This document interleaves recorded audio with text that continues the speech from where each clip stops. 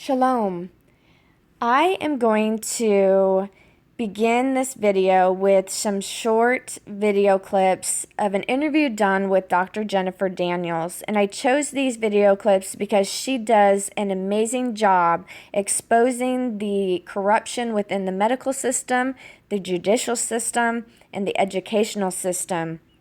And as anyone who is seeking the truth and researching on their own, questioning everything, they will come to find out that the rabbit hole goes very deep and everything is interconnected when it comes to all of this corruption. And so I want to draw your attention to what she is talking about with these systems. And I want you to look at how these for-profit corporations are getting away with the kidnapping and the molestation, the abuse and neglect of children and parents and families under the color of law. And they continue to view what they're doing as noble, as heroic, as good. And I also want you to stop and take a minute to understand that everyone has a responsibility in this. And each person will have to give account for their actions, what they chose to do with this life. And when it comes to coming in and taking people's children in the way that it is being done today, without due process of law in a true court of record before a jury of one's peers, it is being done by people who are power happy, who are abusing the authority that they have been given to come in and kill, steal, and destroy as many people as possible. And my focus has been on so-called blacks because they have been systematically oppressed more than any other people. And there is so much evidence out there of this. Now, this does not mean that other people are not being oppressed as well. In my other videos, I've talked a little bit about this. There is more that is going on. And the Most High Yahuah is in control, working out his purposes.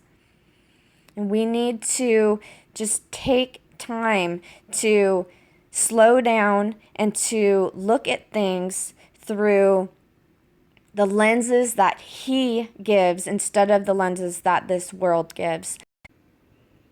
Now, after I play these video clips, the interview with Dr. Daniels, I am going to share some video clips by Mrs. S to give the perfect example of what Dr. Daniels is talking about, to really focus on this for-profit corporation of CPS or DCF and all of their contracted service providers, the useful idiots, and the institutions that are in place that have been indoctrinating people to view what they're doing as something that is good, when it is in fact anything but that. And so I thank you so much for watching. I thank you for sharing. And I hope that these videos bring you to a point where you are able to see things through different lenses, and that there is an outrage within you that drives you to continue to seek the truth, to come out of the lies, and to stand up and expose the corruption, to no longer be a part of a system that is systematically oppressing people and kidnapping their children for no cause, and doing so with the backing of an injustice system that is profiting off of the backs of everyone that they are coming in and destroying. It is time to say that I am not going to be a part of this anymore. Thank you so much for watching, and thank you so much for sharing. Shalom. My guest tonight is Dr. Jennifer Daniels, a graduate of the University of Pennsylvania School of Medicine and Wharton School. She holds a medical degree and an MBA from those institutions, respectively. While in medical school and practicing medicine, she noticed that patients were not improving, and often their conditions were worsening. She then decided to give the patients the option of, the standard care and natural therapies. And after that, she noticed, after those patients chose the natural therapies, that the death rate in her practice dropped from 4 to 0 in a year, I guess. In a year, correct? Immediately. The same year I instituted the policy change, the death rate went to 0. And she also found that she wasn't having any after-hour emergencies, and that's when she got into trouble. Patients were getting better, and that's when she started to get the attention of the system. And so that was the end of that. Then I got on another do not employ list. That was one. Another do not employ list is I can't work for anyone who has a government contract or anyone who works for anyone who has a government contract. So now we're 2 generations removed from the government. Yeah, so pretty much it's like 3 degrees of separation. Yes. And the terrorist watch list, which I know what's going on here. They can just arbitrarily, administratively decide to put you on the list, and you have no way to appeal. Just a way to further marginalize you and intimidate you. Correct. Yeah. Yeah, it's just that arbitrary. Totally. In my case, I don't think it's arbitrary. I think they were. Arbitrary. Yeah, there's no basis in law, or. No, there's no basis in law. But if the government is at all displeased with anything that you do, or if you fail to obey, I'll just leave it at that. Obey. Then you can find yourself on the list. The goal, of course, is to put everybody on the list, so nobody has any rights. Yeah, I heard an interview you did, and you're talking about how when you were on this list and you were subjected to higher scrutiny when you were traveling, you're being treated better than most people are treated now. Correct, but I was being treated worse than the people of the day. Yeah. So I was on a list back in 2002, 2003, and so I was being treated terribly. I was being pulled out of line. Female security was paged emergency to the gate where I was at.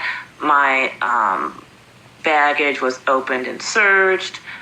And they weren't doing this to everyone back then. Mm-hmm.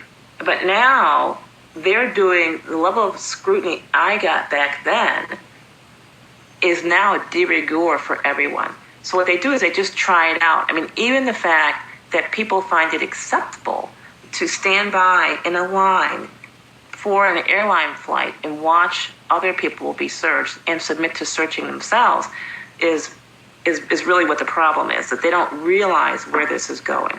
Mm-hmm. You were put on the terrorist watch list. Yeah, I'm still on that list today, as well as the do not employ list. And the do not employ list, I think that involves companies that are the direct or indirect recipient or beneficiary of federal contracts? Correct, of any kind. It goes beyond that. If the government is a customer at all, for example, a hospital accepts Medicare funds, it can't hire me even as a janitor. And this is done without any justification or due process or appeal, right? Correct. Well, they told me I could appeal, I could write. So I wrote them a little 4-sentence thing saying, hey, guys, come on. And they said, we saw your appeal and quite frankly, we're not interested. Education is another issue where I think a lot of people just acquiesce to the current system. But it dovetails into the healthcare system. So, like, for example, I was a school doctor, and literally, I was ritualistically raping these kids. I was told to do a physical exam on all the boys, and every single boy I had to fondle his testicles. Supposedly, I was looking for an undescended testicle. Well, this was done at birth. There's no way it needs to be done in first grade, fourth grade, 8th grade, and 12th grade. And so these parents, their kids are being stripped, they're being humiliated, they're being fondled, and it's wrong. And I actually quit that job because I felt like what I was doing was wrong. This was totally unnecessary. Mm-hmm. I never found a single thing wrong with any of those kids. And these were inner city schools. So that's the introduction to their body is not theirs, to allowing someone else to violate them. Then they have health class, which is just atrocious. It teaches them the importance of vaccines, the importance of checkups, the importance of screening exams. And so these kids are indoctrinated into the healthcare system.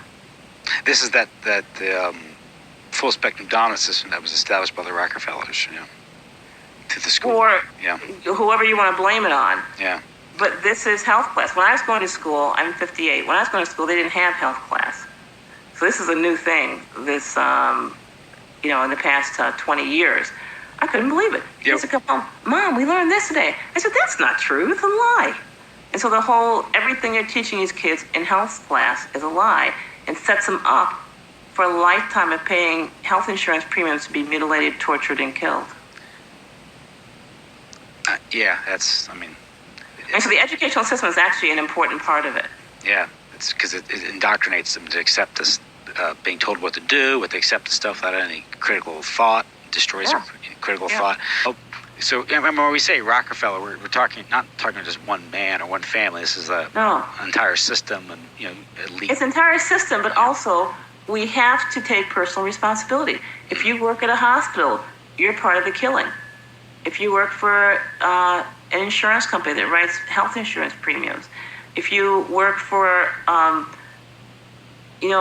drug company in any capacity, even if all you do is write the commercials, or if all you do is read the commercials, if you're a newscaster and you're reading the evening health segment written by the drug companies, you're all part of the killing. If you're a teacher teaching health class with the curriculum written by the drug companies, you're part of the killing. And I think each one of us needs to take a hard, close look at our lives and say, how are we advancing the killing? And how can we stop doing that? Just each person take a look at their life and say, I refuse to participate in murder. And that's all I did. All I did was say, you know what? I'll do anything, just about, but I draw the line at murder. I'm not murdering anybody. That's one thing I'm not going to do. And you'd think that wasn't much of a line to draw, right? I mean, I was willing to do anything. I wasn't going to murder. I wasn't going to falsify anything or lie. That's it. Anything else, I'll consider it. That reminds me of the John Taylor Gatto. Mm-hmm. I think he won the Teacher of the Year in New York for 2 years in a row. Yeah. And interestingly enough, he began a teaching career on using someone else's license. Yeah. so it's kind of fun. But in his speech, I think he finally said he got sick of ruining kids' lives, so he couldn't teach it. Yeah, and that's kind of it's a similar, I think, epiphany that he had and choice that people have in these things. And you see what happens. So John Taylor Gatto left the system, and what happened? He made as much or even more money outside the system as in the system. Mm. And most people are conditioned, again, this is conditioning, to believe that they are actually going to make a financial sacrifice by walking away from the system. And it's quite the opposite. So, Dr. Daniels, it's been a trip, and I don't want to take any more of your time tonight. But again, I knew it would be because I've listened to your shows and read your website, and it really, to listen to this stuff again, it's paradigm shattering to people. Not to me, because I've come into this stuff gradually over the years, so I see where you're coming from on this stuff. It really is.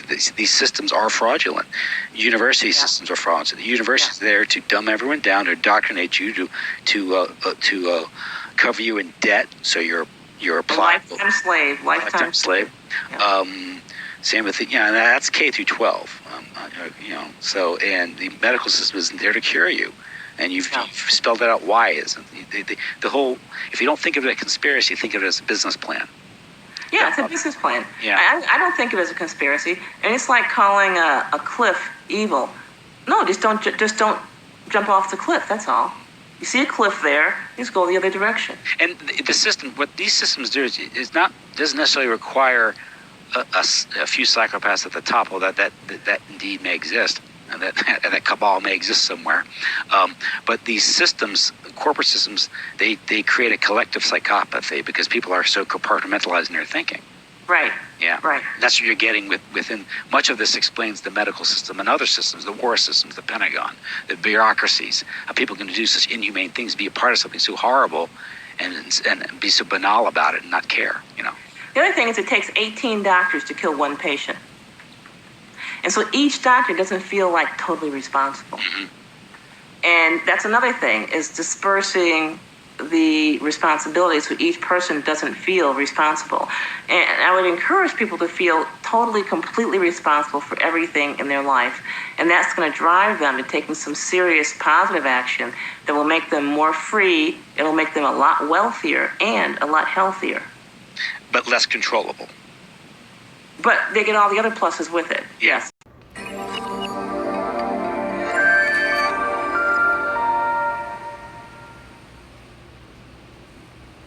Ladies and gentlemen, thank you very much for joining us this edition of Leak Project.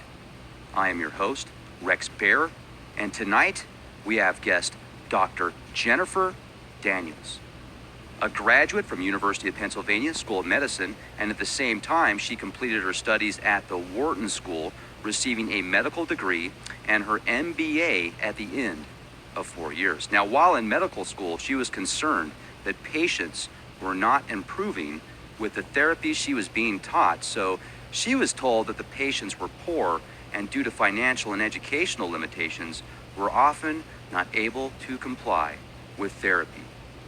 Now, also present methods were not perfect. Half of everything being taught was not beneficial. The medical school staff did not know which half, and ongoing research would sort it out. Now, you've been through hell and back with the work that you've done. You're wanting to help people, and now you're considered a terrorist. I mean, how does that work in the Twilight Zone? I guess it makes sense, but if you would please tell our audience a little bit about yourself, and let's get into this testimony. It's just so powerful, so we can wake some people up. Well, I think what happened was I, like many American citizens, believed the propaganda I received from my government schooling. I believe the government cared and that they wanted people who were upstanding and honest and hardworking. And I said, yes, that's me. And I want to do the best I can and uplift my country and my neighborhood and all of this stuff. So that was my basic attitude. And with this attitude, I finished my studies. And so people don't realize that when they go into a doctor's office, they are unwittingly part of a genocide project. And the doctor, now more than ever, is committed to sticking to the genocide program. Why?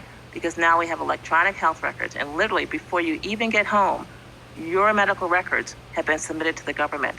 And that doctor's work is being reviewed before even the end of the day. He can get some pretty harsh feedback if he gave you a choice or if he deviated from the standard of care. Now, with that being said, what do people do in order to get out of that big pharma situation, and when they are caretakers like yourself? I mean, do you just have to say, look, I'm just going to forfeit my medical degree and I'm going to go into alternative healthcare, or because... That's a good question. So I think for people to really get a grip on this, you have to understand what else happened. So what happened as a result was my license was suspended. I was placed on 2 do not employ lists and the terrorist list. So this is what your doctor is up against if he refuses to participate in your killing. And I want to make it clear, this is not murder. Murder is unauthorized killing. Murder is when a person does not have special government permission. The doctor has government permission, it's called a medical license. The hospital has government permission, it's called a hospital license. The drugs, the pharmaceutical companies have special permission, it's called FDA approval. So all of this killing is approved in advance by the government. And so then if a doctor refuses to participate, his only choice is to give up his license. If a doctor does not participate in this killing and he bills your insurance company, that's fraud. Because the insurance company is only paying for medicine or health care delivered as a part of the standard of care. So with that being said, now in today's day and age, are there options for people like yourself and where you can actually feel safe to do practice here at, in the United States? Honestly, no. When I say no, I'm saying that a licensed physician, as a condition of licensure, must adhere to the standard of care. And the standard of care is intrinsically lethal.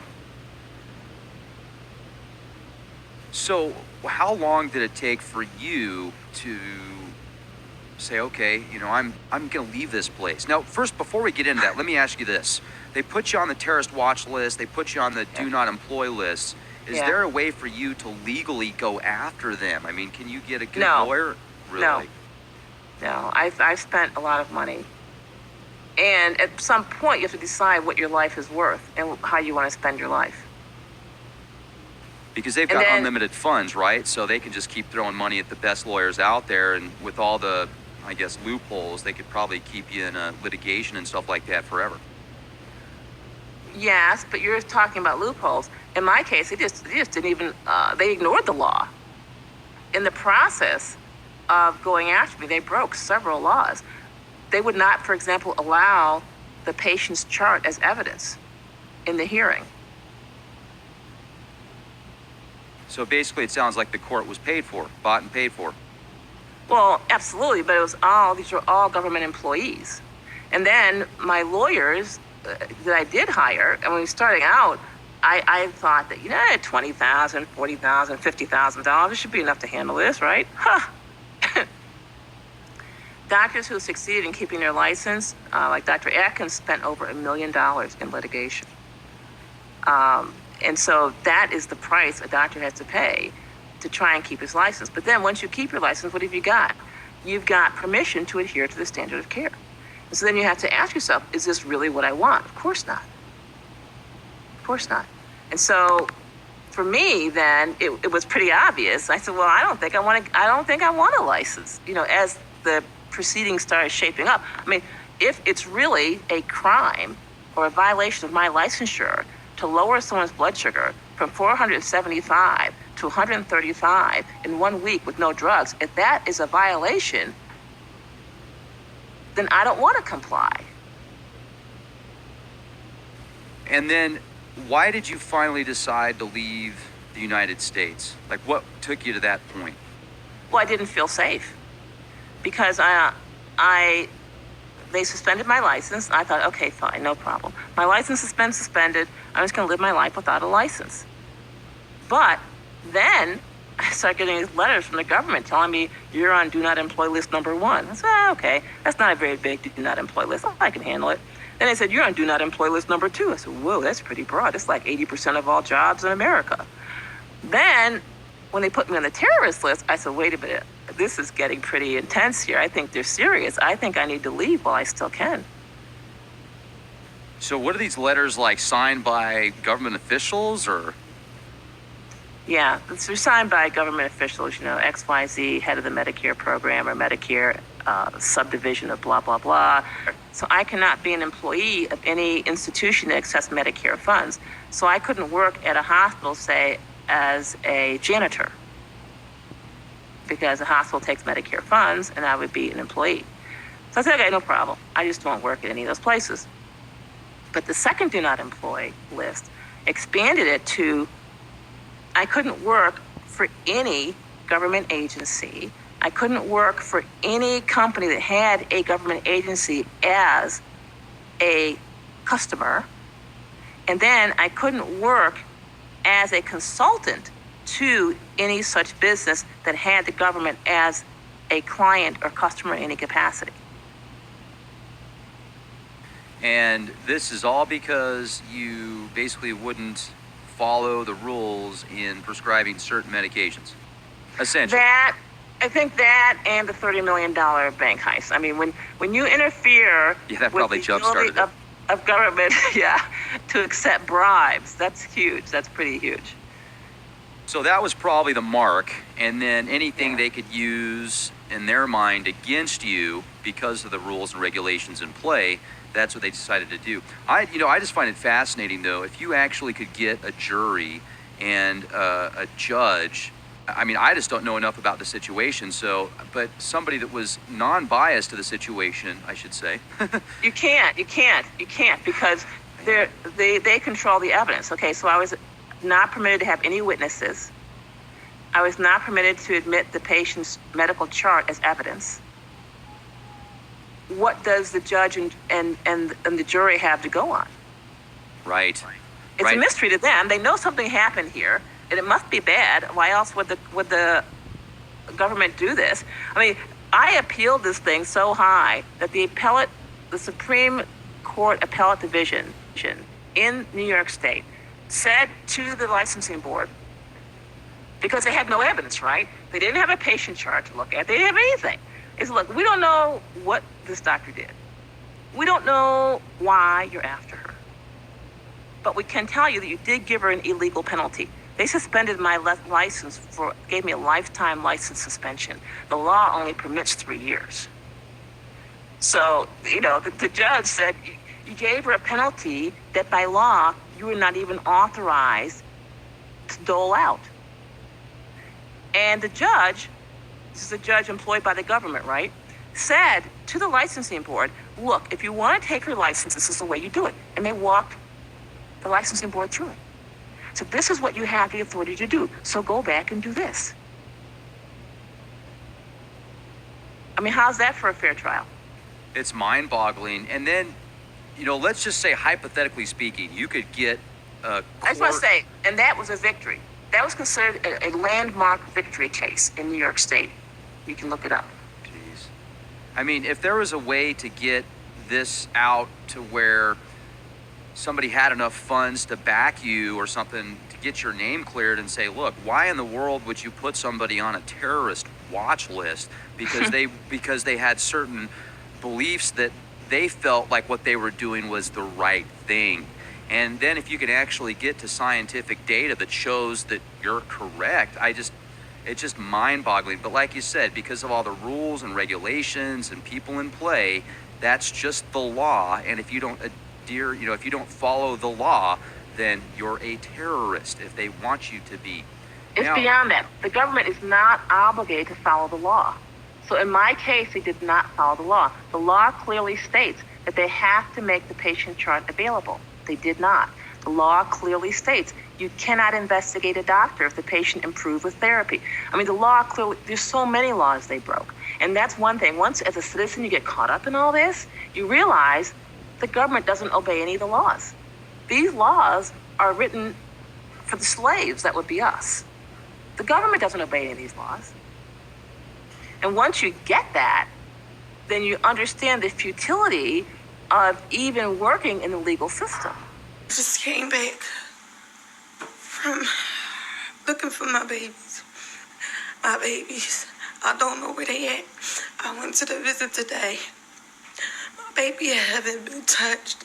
Somebody been touching my baby. I went to go change her pamper. She wouldn't let me change her pamper. Her hole is open. Somebody's been doing something to my baby. My son says she been touching his penis. Miss Gail is her name. I don't know anything about who they're with. I don't know anything. DHS, net P.7, Philadelphia, Pennsylvania won't tell me anything. My baby has been touched. Today is Sunday.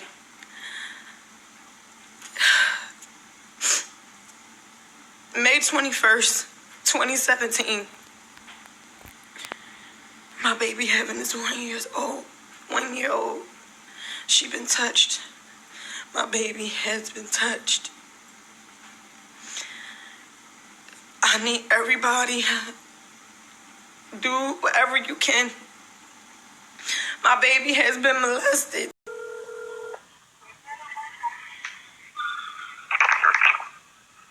Hello, Michelle. How are you? I told you my name already. I gave gave you my name, so if you would like to speak with me, please refer to me as who I am. But what did you need to discuss with me? So what I'm doing, and I would appreciate it if you please just try to refrain from the negative talk. Oh, that's not negative. I'm just explaining to you. That's what I need from you. So you want to communicate with me. Okay, so do you want to communicate about your children or not? First of all, I told you those are my biological property. They don't belong to you or anybody else. So I need to know what belongs to me. Would you like to hear about the medical visit they had yesterday? Yes, I do.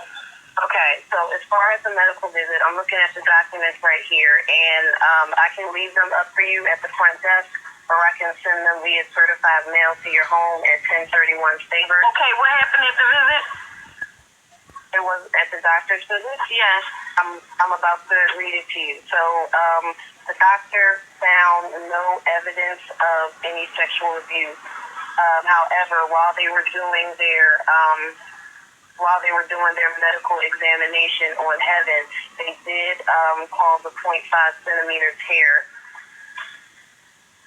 Oh my gosh. Mm-hmm. Oh my gosh. What do you mean a tear? Hold on for a second. Oh my gosh. Oh my gosh. What are you? Oh my gosh. Oh my gosh. Oh my gosh.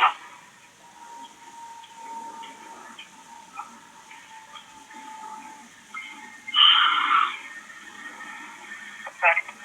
So the doctor was using her fingers to examine. Yeah, what you mean using her fingers? Why would she put her fingers in my baby? No, that's standard procedure for the doctors to examine. You said that Heaven had to do that. I never gave you permission or anybody permission to do that. And I'm not trying to hear that. What do you mean a tear? right, and so that is very, very, very unfortunate. And my case aide was there. And I'm not trying to hear that. She was already open when I checked her. I'm not trying to hear that. Y'all not gonna cover this up. Every last one of y'all will be held accountable for this. This is unacceptable. Unacceptable. Unacceptable.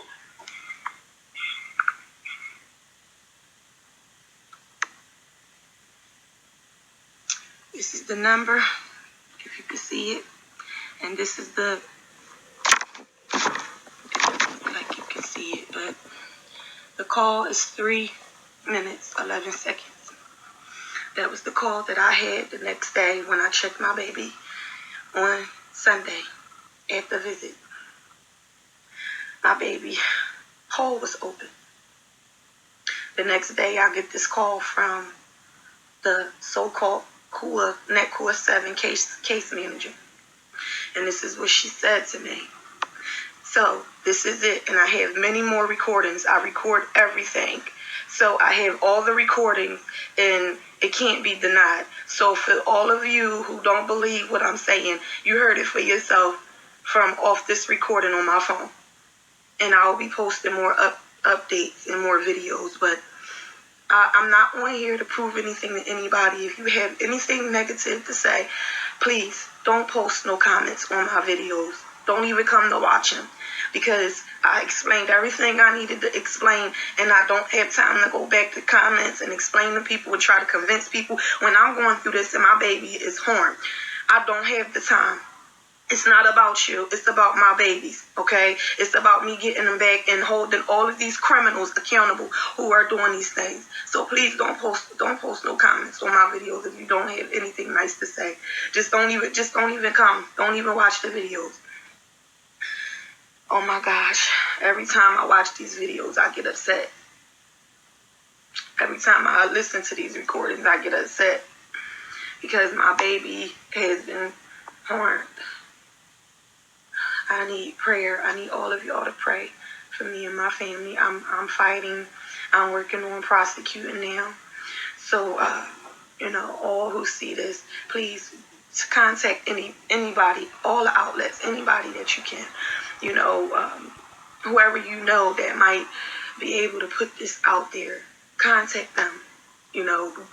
Share the video with them, share the videos to everybody, share them on Facebook, Twitter, Instagram, all of social media outlets. Just share them, because like I said, this fight is everybody's fight. It's not just my fight. If you have children, if you have people that you know that have children or babies that you care about and you love, this is your fight too.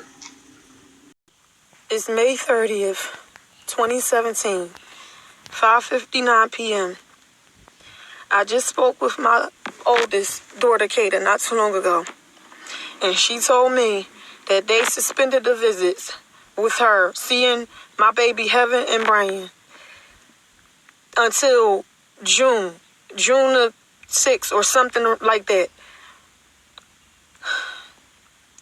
They constantly talking about stuff is court ordered, but they keep constantly violating these court orders. If it's court order, how in the world are you going to terminate our visits? They've been hiding my babies. I don't know where my babies are at. What is happening? Like, what happened to my baby? Ever since Nashante Robinson calls me and tells me that my baby got a 25 centimeter tear from the doctor examining her, which is a lie, because how the doctor going to examine my baby like that if y'all claim y'all didn't see no signs of sexual abuse? What did she do to her to cause a 25 centimeter tear? Or did my baby already have that tear when I seen her at the visit on Sunday? When I said that her hole was open. Oh my God, like, whoever watched this video, like, they are violating us. My baby has been assaulted, and something needs to be done, because I'm telling you, I'm not going to continue to allow this to happen to my babies or me. Like, I'm going to do something. Listen, the police need to be contacted. The FBI, I contacted everybody I possibly could, and it's like they're not listening. They're not doing nothing. Like, y'all need, whoever watches this video, contact who you can, because my babies, I don't know if my babies are all right, where they are, like, if they okay. I don't know. They in danger. Like, this is unacceptable, and I need y'all help. Like, I'm pleading out, and I'm tired. Like, it's nothing that's happening. Like, I need y'all help. I need your help. My babies need your help.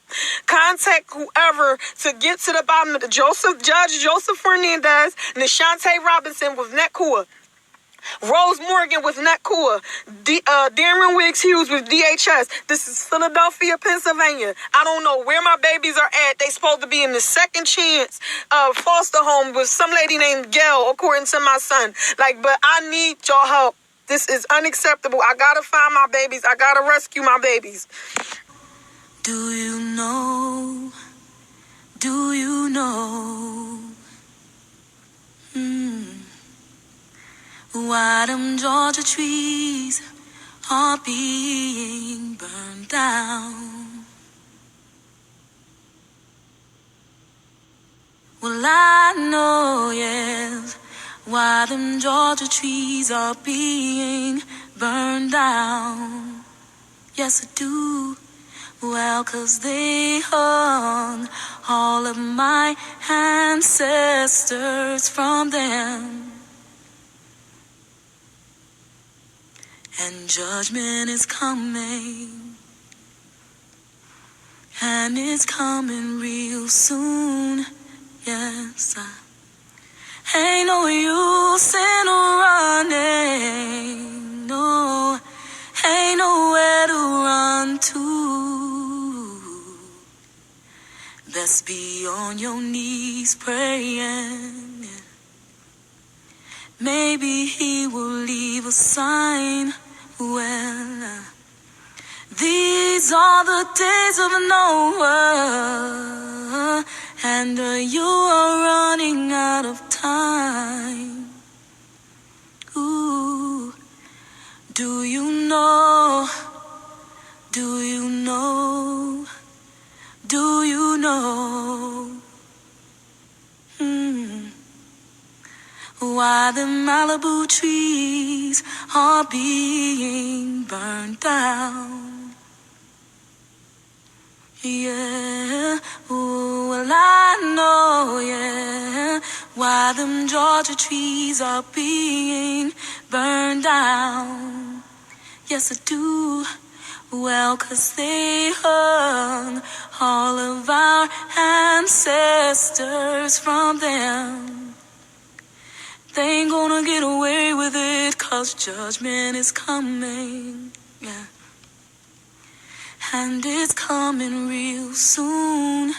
Yes, I ain't no use in running.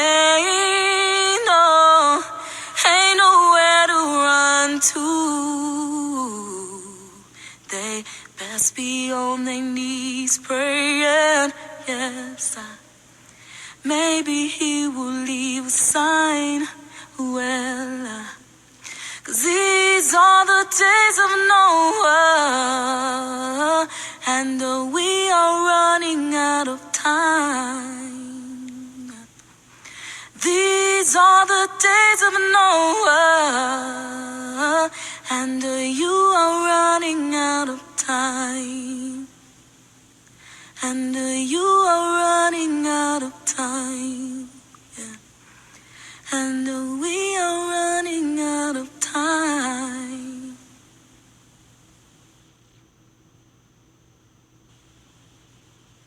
Do you know?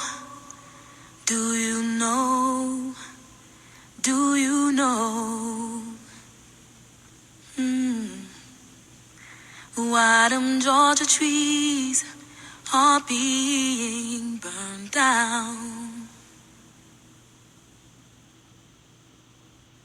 Well, I know, yes, why them Georgia trees are being burned down. Yes, I do. Well, 'cause they hung all of my ancestors from them.